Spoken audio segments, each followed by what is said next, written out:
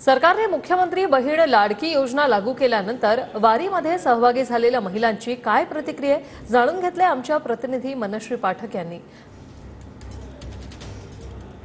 लाडकी बहीण ही योजना घोषित तर केली आहे, मात्र अटी शर्ती खूप घातलेल्या आहेत। काय सांगाल सरकारला? सरकारनं सरसकट द्यायला पाहिजे, सगळ्या महिलांना सारखं द्यायला पाहिजे। बहिणी सगळ्यांना सारखीच असते ना, अशी सगळ्याला सरसकट द्यायला पाहिजे। तर मुख्यमंत्री म्हणतात की मी तुमचा भाऊ आहे, तुम्ही माझ्या बहिणी आहात, तुम्हाला लाडकी बहीण ही योजना लागू होईल, पण जर तुम्ही इतर योजनेत असाल तर ती योजना तुम्हाला लागू होणार नाही। जर तुमची 5 एकर शेती असेल तर ती योजना तुम्हाला लागू येणार नाही। काय सांगाल भावाला? मुख्यमंत्र्यांना काय सांगाल? द्यावाच लागते, कुठलीच योजना नाही आमच्याकडे, मग ते भाऊ म्हणून द्यायच पाहिजे त्यांनी। ग्रामीण भागातल्या महिलांकडे लक्ष द्यायला पाहिजे। आम्हाला कुठली सुविधा नाही, कुठली योजना नाही, शेती 2 एकर आहे, 2 एकरवर काय भागत नाही, त्यामुळे शिंदे साहेबांना लक्ष द्यायला पाहिजे ग्रामीण भागातल्या महिलांकडे। अशी मागणी आहे साहेबांकडे। बरं, तुम्ही काय सांगाल मुख्यमंत्र्यांना? सगळ्या बहिणींना सारखे द्यायला पाहिजे ना, काय श्रीमंत असलं तरी बहीण सारखीच असते ना, सगळी नाता काय कायमच राहत असतं बहिणीचं, त्याच्यामुळे सगळ्यांनाच द्यायला पाहिजे त्यांनी करून। तुम्ही काय सांगाल मावशी? काय आम्हाला योजना नाही, पगारी नाही, काय नाही। 3 मुलं इथं, 2 एकर जमीन आहे ना, कसं भागवायचं? तुमची किती शेती आहे? मला काय नाही, शेतीपाती नाही, काय मग कसा उदरनिर्वाह करता? मंजुरी किती पडते मजुरी?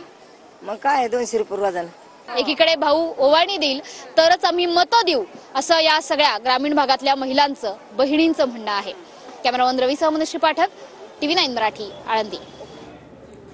तर आमचे प्रतिनिधी प्रदीप कापसे हे थेट आळंदीहून आपल्यासोबत जोडले गेलेले आहेत। प्रदीप, काय सांगाल, आळंदीमध्ये कशा प्रकारे भक्तिमय वातावरण आहे, काय नेमकं सुरू आहे?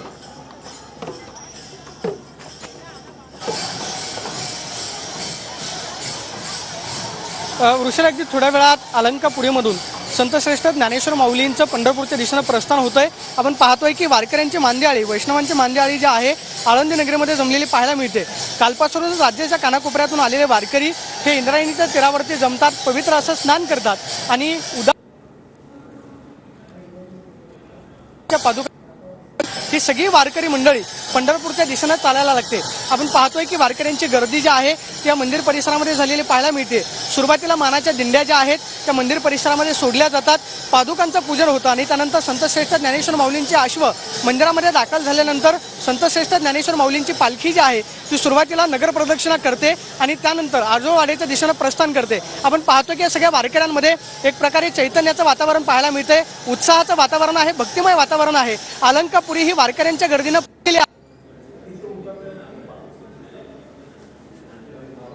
नक्कीच धन्यवाद प्रदीप, तुम्ही दिलेल्या या माहितीसाठी। तर आमच्या प्रतिनिधी मनश्री पाठक या देखील आपल्यासोबत जोडलेल्या आहे।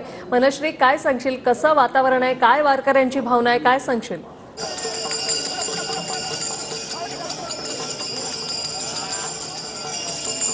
थेट दृश्यांवर आपण जातोय आणि इथे आपण बघतोय की वेगवेगळ्या कसरती हे वारकरी करून दाखवत आहेत, त्यांचा उत्साह काही और आहे। सगळ्यात महत्त्वाचं आहे की या वारीमध्ये तरुणांची संख्या ही सुद्धा लक्षणीय आहे।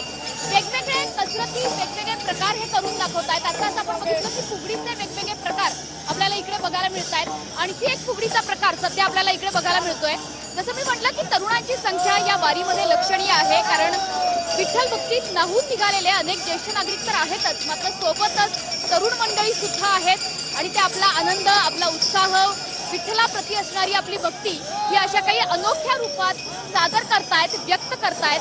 टाळ मृदुंगाच्या गजरात, ज्ञानोबा तुकोबांच्या गजरात आता ही या ठिकाणच्या पालख्या या पंढरपूरकडे प्रस्थान करणार आहेत। सध्या आपण बघतोय की संपूर्ण ज्ञानेश्वर माऊलींचा हा संपूर्ण परिसर, मंदिराचा संपूर्ण परिसर हा दुमदुमलाय ज्ञानोबांच्या गजरानं आणि म्हणूनच अगदी पाय ठेवायला सुद्धा या अलंकापुरीमध्ये जागा नाहीये, कारण इंद्रायणीचा काळ सुद्धा गलबलून गेलेला आहे।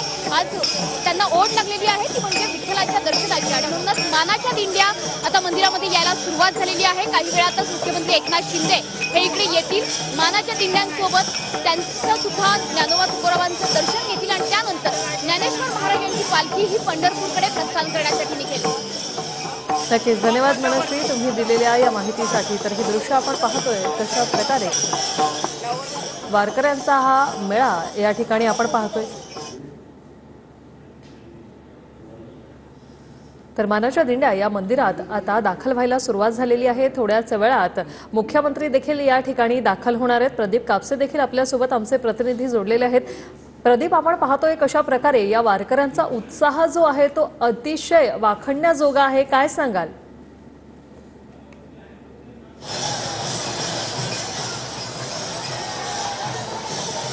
ऋषीला असं म्हणतात की अलंकापुरी पुण्यभूमी पवित्र, तिथे नांदतो ज्ञानराजा सुपात्र, कवी तया सविता महापुण्य राशी, नमस्कार माझा श्री सद्गुरू ज्ञानेश्वराशी।